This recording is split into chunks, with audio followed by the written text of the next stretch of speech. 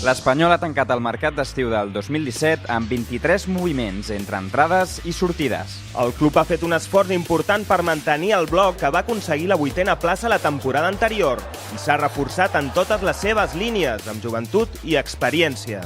En el capítol de sortides, l'entitat ha realitzat 11 moviments. Els jugadors que han finalitzat la seva relació contractual amb l'entitat són Salva Sevilla, Víctor Álvarez, José Antonio Reyes, Diego Reyes, Paco Montañés. Per altra banda, l'entitat ha cedit el porter Roberto Jiménez del Màlaga i ha traspassat els següents jugadors: Rubén Duarte, Joan Jordan, Robert Correa, Felipe Caicedo i Mamadou Sila. Pel que fa a les incorporacions, les altes han estat Diego López, Pablo Piatti i Leo Baptistao, 3 grans operacions a l'inici del mercat. Sergio García. Ha tornat a casa un dels ídols de tota l'afició. Esteban Granero i Naldo han reforçat el mig camp i la defensa aportant qualitat i experiència internacional. Mario Hermoso, un jove talent que pot jugar de lateral esquerre i de central.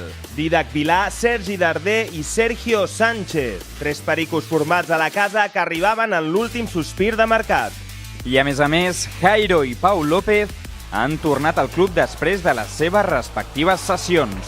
Després de totes aquestes operacions, la plantilla queda formada per 25 jugadors, 2 porters, 8 defenses, 9 migcampistes i 6 davanters. Dels quals 12 són nascuts a Catalunya, 7 són nascuts a la resta d'Espanya i 6 són europeus i nascuts també a la resta del món.